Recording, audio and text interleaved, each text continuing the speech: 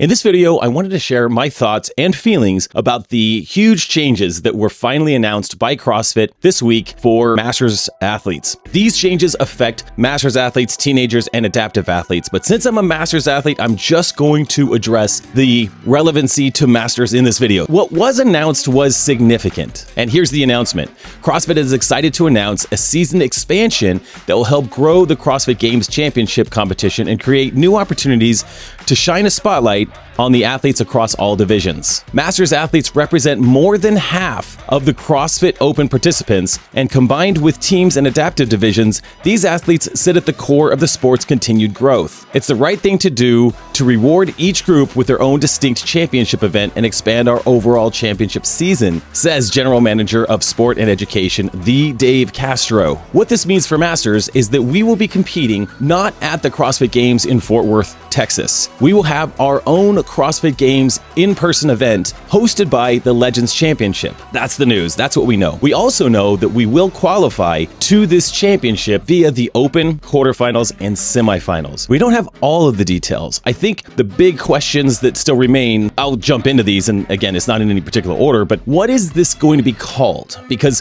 what it's going to be called has a big part of our identity as athletes in this sport. I will talk later about a conversation I had in some comments in that same post by CrossFit about the identity of Masters athletes and are we Games athletes? I'm going to talk about that in a couple of minutes. Is this going to be called the CrossFit Games hosted by the Legends Championship? Is this going to be called the Legends Championship CrossFit Games? Is it going to be the Masters CrossFit Games Legends Championship? There's a lot of words there, so I know they're probably trying to figure out like what rolls off the tongue, what makes sense there. My vote is that it does have to say something about a CrossFit Games Championship. You know, the Masters CrossFit Games Championship, ... whatever that needs to look like. That is a way that this is a cohesive thing with CrossFit. And I honestly believe that Dave Castro really wants to see this expand. You know, there's often times when I just want to think that that guy is heartless and he doesn't really care about Masters. We've always been sidelined, adaptive teenagers as well. We're always on the sideline and he just doesn't care. Honestly, I think that he's probably in reality been battling to figure out how to create an experience for all CrossFit Games athletes among all of the divisions that are meaningful. And we definitely did feel a bit sidelined over the years. You know, I've been to the CrossFit Games 5 times. I started in 2018. All of these appearances have been in Madison, so I was never at Carson. That was prior to 2016, I believe. So I only have that experience. And honestly, the first time I was there, I mean, this is just amazing. There was 20 athletes in each division, 2018. It's great. And I can't believe I get to be there. So I don't even really care what else is going on. I'm just so excited to be there. And in 2019, they cut the field down to 10 and they did not do a live broadcast. That was the year that there was a huge change in CrossFit. The media team was removed and everything just got narrowed down. Glassman was doing a lot of crazy things in the CrossFit Games space, but there were 10 of us. 2020 was COVID, and then in 2021, we're back. CrossFit is back. We're going all in. We're back to 20 athletes, live broadcast, the whole thing. It's just amazing. 2022, cut it down to 10, still a live broadcast, still an amazing experience. 2023, terrible from a broadcasting perspective, but the games are great, and we love being a part of the big show. We love being a part of that. We love being able to see in the warm-up area the individual athletes warming up over here, the teams over here. I know that for me, I love to say hi to all of them, and I've gotten to know a bunch of them over the years. And I mean, the first year, I remember just being like, totally starstruck. I can't believe Matt Frazier just walked by me, and there's Brooke Wells. Oh my God, like in person, these people are in person. That these huge names in the sport are here in person. Over time, we just realized we're all just normal human beings. It's all just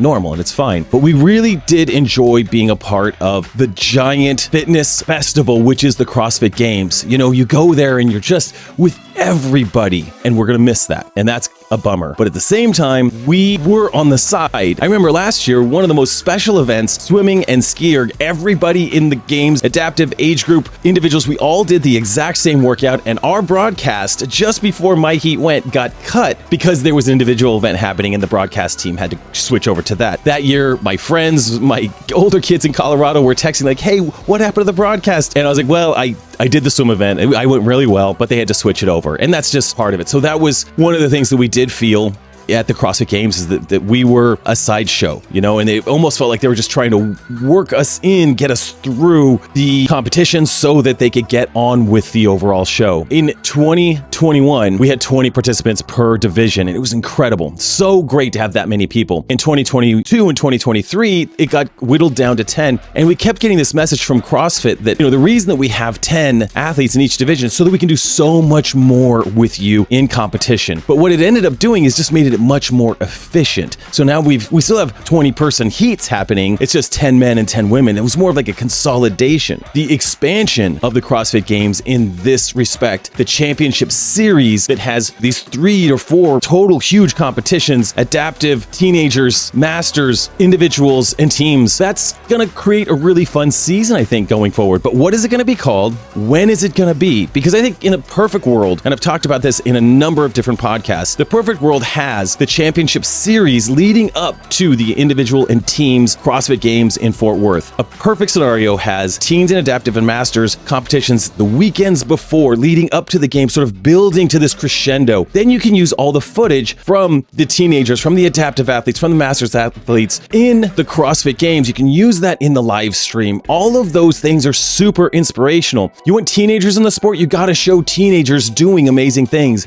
If you want more adaptive athletes doing this sport, you need to show that. Masters athletes, we're the ones that actually fill up the affiliates. The average age in the affiliate is around age 45. They need to see and hear stories like mine and like many of the other athletes that show this transformation from fat guy at 38 to fit guy, world champion at 47. That's my story. And there's dozens and dozens of masters athletes that have a similar story to that. You can share that on the big show where the audience is biggest, but we'll see how that goes, because I think that logistics and timing and all of that for 4 different events is going to be interesting, and we'll just have to see how all that goes. And also remember that this is the first year of this new expansion. As the years go on, it will evolve, it will change, it will get better, but I'm actually excited to see what happens in year 1. And I want to give a quick shout out to the sponsor of today's video, which is Element. I get deliveries all the time. We've got UPS, Amazon stuff just showing up at the door of our RV every day of the week. But this week, my favorite delivery was a resupply of Element. Super stoked. Let's see, I got watermelon salt and I got grapefruit salt. These are my favorite. I also really like raspberry. The thing I love most about Element is that it's all the electrolytes I need without any of the junk. It's got sodium, potassium, magnesium, and that's what I use on a daily basis to stay very hydrated. When I travel, I use Element to stay hydrated because planes make you super dehydrated. In the morning, if I don't have salt with me, I use Element. Like when I travel, I just take Element packets with me. And Element is my pre-workout drink. I've found that if I take about this much water and I add my Element packet to it, and I drink this about a half an hour before a session, I find that my performance is significantly improved in that session from this pre-workout. I just wanted a taste. I don't train for another hour and a half, so I'm actually going to save this. If you're looking to improve your performance in the gym, I'd recommend an Element packet about half hour before your training session. It's a huge game changer. Right now, Element is offering my listeners a free sample pack with any order. That's 8 single-serving packets free with any Element order. This is a great way to try all 8 flavors or share Element with a salty friend. Get yours at drinkelement.com/Jason Grubb. This deal is only available through my link. You must go to drinklmnt.com/Jason Grubb.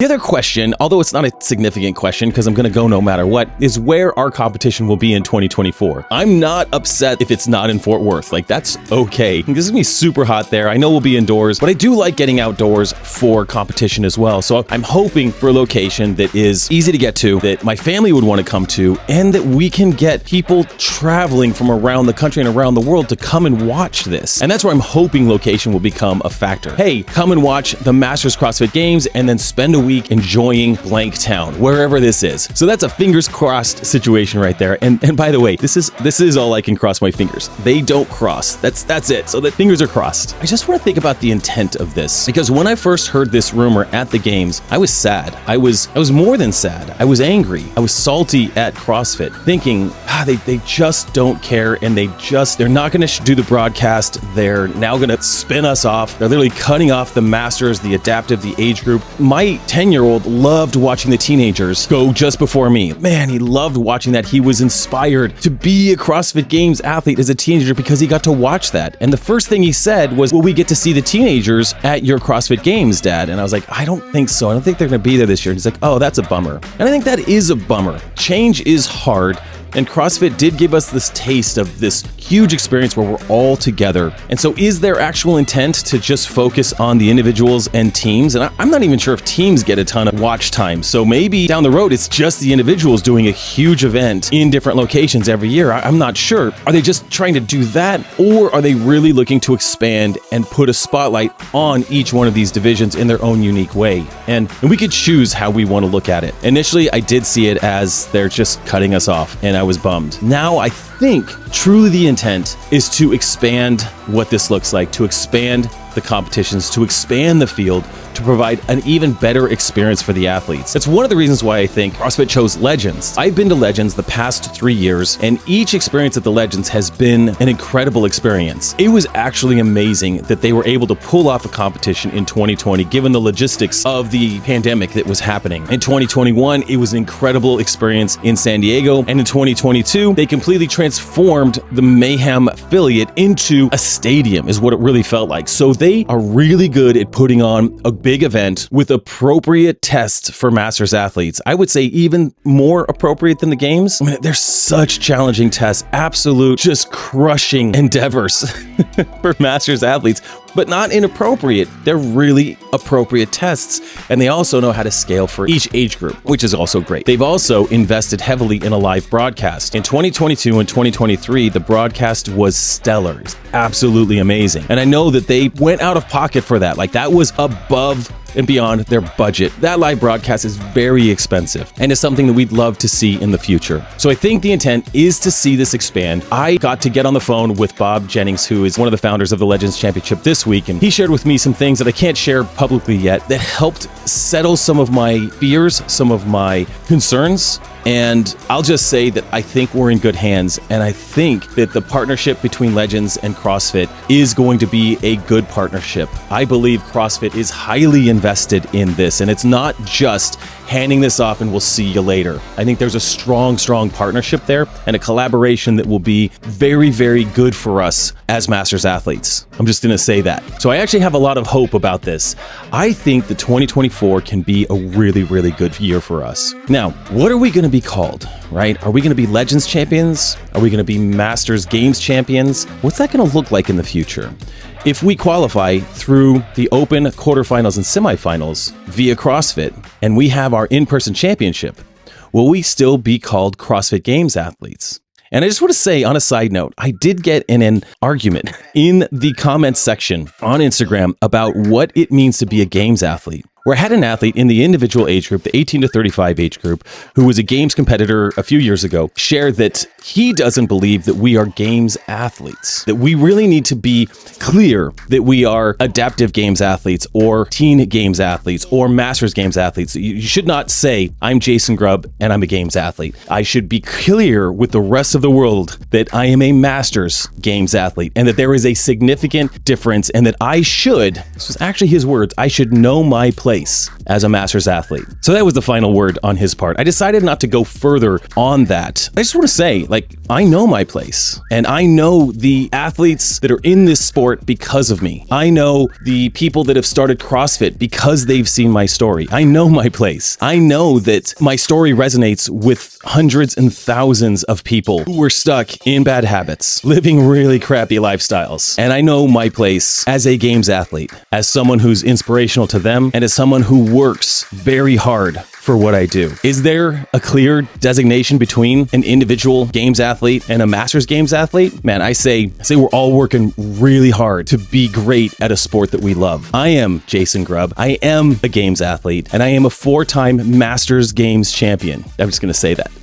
Say that right here. We can make comments on it, that's fine, but that's where I stand on that. And if you, as an adaptive athlete, as a teenager, as a masters athlete, have qualified for the games, competed on the floor of the CrossFit Games, you are a games athlete, and that's pretty badass. So where do we go from here? This is where I need your help as an audience. I need your help as masters athletes. I need your help as fans of this sport. We need your eyeballs watching live streams. When we have a live stream next year, fingers crossed, we need your eyeballs watching that. We need you to come to wherever the championship is. Come and spend time, plan your vacation around it. As soon as the dates and the location get announced, book your tickets, make your plans, come out and watch, come out and support masters athletes. Come fill the seats. I will give you a good show. I'll be 48 this year, and there are some really, really tough dudes coming up into my age group, and I will battle tooth and nail with those guys, as will every masters athlete there. We will all put on a good show for you and make it worth your while to come and watch. And let's make 2024 the best year CrossFit has ever seen for masters athletes. Let's have record signups in the open, record numbers in quarterfinals and semifinals. It's on us now. The decision has been made. We have to make the most of it and go all in with it. And that's what I'm going to do. I'm all in. I'm all in on this sport. I'm all in on the change. I'm all in on the 2024 season. So let's do it. And hey, if you need some help going all in on this, if you want to be a competitive athlete, or if you're just a garage warrior, or you're looking for a nice daily program, Boulder Athlete is my program. It's been live since the games, and I'm fitter and healthier than I've ever been. We've got a home for you in Boulder Athlete. Yeah.